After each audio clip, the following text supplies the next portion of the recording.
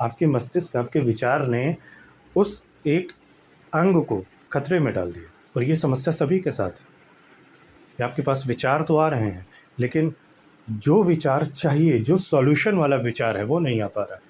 उसको छोड़ करके बाकी सारे विचार आ रहे हैं, और वो विचार इतने लो फ्रीक्वेंसी के हैं, इतने लो लेवल के हैं कि वो आपके शरीर के अंगों पर नुकसान पहुंचा रहे हैं। फिर ज़्यादा सोचते सोचते आपको हार्ट अटैक भी आ जाता है, पक्षाघात भी हो जाता है, बॉडी पैरालाइज भी हो जाती है। तो ये इसलिए है क्योंकि आपकी ब्रेन की जो पावर है वो बिखरी हुई है, ब्रेन की जो कैपेसिटी है वो बिखरी हुई है।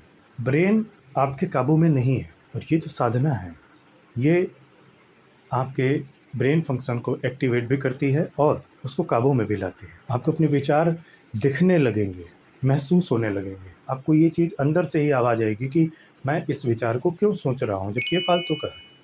और फिर आप वो चीज़ सोचना छोड़ देंगे, आप वही चीज़ सोचेंगे जो आपके लिए लाभकारी है। और अगर आप दूसरों की सेवा में, मदद करने में यकीन करते हैं, अगर करते हैं, तो दूसरों के बारे में भी आपके जो विचार हैं, आप उसको भी उसका एक सही सॉल्यूशन दे सकते हैं। इसीलिए योगी थे, ऋषि मुनि थे, उनके पास हर टाइप के राजा जाते थे। अच्छे राजा, खराब राजा, लालची, अभिचारी, हर टाइप का राजा जाता था, और वो अपना सटीक सॉल्यूशन लेके आता था कि ऐसे ऐसे साधना होगी तो हम ये युद्ध जीत जाएंगे, या ऐसे ऐसे साधना हो जाएगी तो जो हमारे साम्राज्य में अकाल पड़ा हुआ है वो ठीक हो जाएगा, ऐसे साधना हो जाएगी तो ये समस्या दूर हो जाएगी। तो ऋषि तो एक ही था, वो तपस्या तो, तपस्वी जो था वो एक ही था, साधु तो एक ही, पर उसके पास हर टाइप के राजा का एक सॉल्यूशन था, क्योंकि उसका जो ब्रेन फंक्शन है वो एक्टिवेट रहता था। तो चाहे जैसा व्यक्ति पहुँचे, राजा पहुँचे, भिखारी पहुँचे, चोर पहुँचे, हत्यारा पहुँचे, जिसको जो सॉल्यूशन चाहिए था वो दे देते थे, और उनका काम भी बन जाता था। जिसको आध्यात्मिक रास्ते में आगे ले जाना है उसको आध्यात्मिक उदाहरण दे देते थे,